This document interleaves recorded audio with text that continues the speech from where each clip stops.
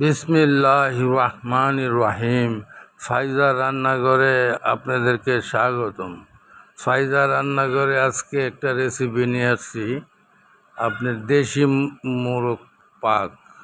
দেশি মোরগ, এই যে দেখেন, আমি প্যানের মধ্যে তেল দিয়া পরে পেঁয়াজ দিয়ে দিছি। তেলটা একটু গরম হওয়ার পরে দেশি মোরগ তো আপনার বিভিন্নভাবে পাকান। আলু দিয়ে আমি পাকাইছি, তো পাকটার মধ্যে অল্প একটু ভিন্নতা আছে। আপনারা দেখেন, এই যে আমি পেঁয়াজটা একটু নরম হইলেই অন্য অন্য উপকরণগুলো আস্তে আস্তে দিয়ে দিব। এই যে দেখেন, এই যে পেঁয়াজের কাছাকাছি যে দেখেন আমি জয়ফল, জয়ত্রী, স্টার এলাচ, তারপর দারচিনি, লং, এগুলা মাপ মতো রাখছি। আবার আমার নিজস্ব বানানো মাংসের মশলা আছে, সেটা আমি লাস্টে দিব। আপনারা দেখেন পাকটার মধ্যে ব্যতিক্রম জিনিসটা কি। এই যে দেখেন, পেঁয়াজটা মোটামুটি একটু সিদ্ধ হয়ে গেছে। এখন আমি এই যে পাশে আবার ডাউল বসায় দিছি। ডাউলটা হইতেছে আস্তে আস্তে। তবে আমি সুন্দর মতো পিওর একটা ডাউলের রেসিপি আপনাদেরকে আমি দিব। ডাউল কিভাবে রাঁধলে সুন্দর হয়, মজা হয়, খাইতে ভালো লাগে, শুধু ডাউল দিয়েই ভাত খাওয়া যায়, আমি ওই রেসিপিটা দিব। তো ভাই, এই যে দেখেন, আমি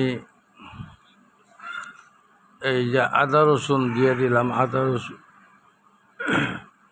আমি 3-4 চামচ দিছি, তো এখানে একটু বাড়াই দিছি 2 টেবিল চামচের কাছাকাছি। এই যে দেখেন, এখন আদা রসুনগুলা পেঁয়াজের সাথে লাড়াচাড়া দিয়া, এই যে দেখেন, আমি এখানে আমার বানানো গরম মশলা আর হলুদ আর মরিচ এখানে দিয়ে দিছি। এখানে 1 টেবিল চামচ করে দিচ্ছি। 1 টেবিল চামচ করে দিচ্ছি। একটা মুরগি, দেশি মোরগ আর কি, সব কিছু ফালায় চালায় 1 কেজির মতো টিকছে।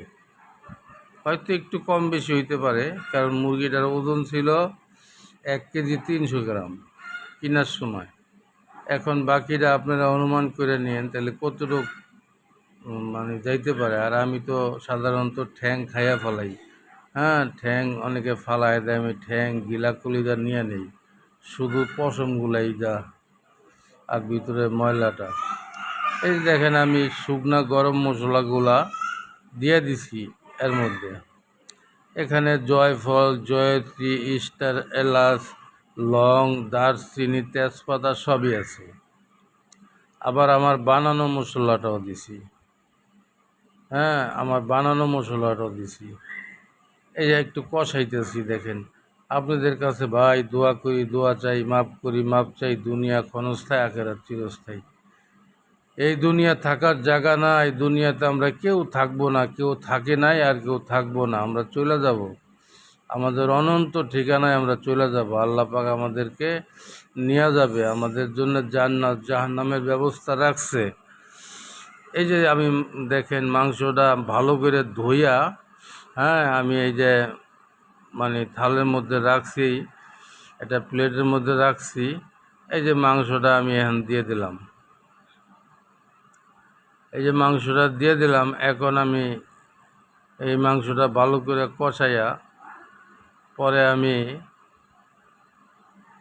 এটার মধ্যে ফিনিশিংয়ে আলু দেব, অল্প কিছু আলু দেব। এই যে দেখেন, আপনার কড়াইটা মোটামুটি অনেক বড় মাপেরই। কড়াইটা মোটামুটি ভরেই গেছে। মোটামুটি 1 কেজি হবে মনে হয়, 1 কেজির কম হবে না। এই যে কয়টা আলু দিচ্ছি, দেখেন আলুগুলা আপনার এই সময় দিতে হয়। এই সময় দিলে আলু যদি একটু গইলেও যায় তাহলে গ্রেভিটা গাঢ় হয়, অসুবিধা হয় না। আর যদি শক্ত থাকে তাহলে তো ঝামেলা। এই জন্যে আমি একটু আগে ভাগে আলুটা দিয়ে দিছি, কারণ গোস্তটা তো আগেই কষাইছি। এই যে দেখেন কাঁচামরিচ দিছি, হ্যাঁ কাঁচামরিচ দিছি। এখন আপনার এই যে তখন আপনারা দেখছেন আমি জিরা দিই না, এখন আমি গোলমরিচ আর জিরা দিয়ে দিতেছি। এই যে দেখেন গোলমরিচ আর জিরা দিয়ে দিলাম, এই যে আরও দিয়ে দিতেছি। এইটাই হয়েছে আপনার এই পাকের সিক্রেট। আপনারা গোলমরিচ 1 চা চামচ হলো দিবেন 1 কেজিতে। গোলমরিচটা দিলে সেই রকম একটা ফ্লেভার আসে পাকের মধ্যে। এই জন্যে ভাই যারা আমার চ্যানেলটা দেখেন দয়া করে আমার চ্যানেলটা সাবস্ক্রাইব করেন এবং লাইক দিয়েন, আপনাদের মতামত কমেন্টে জানায়েন। আর ফেসবুক পেজে যদি দেখেন তাহলে ফলো দিয়েন, লাইক দিয়েন, ওইখানেও আপনাদের মতামত জানায়েন।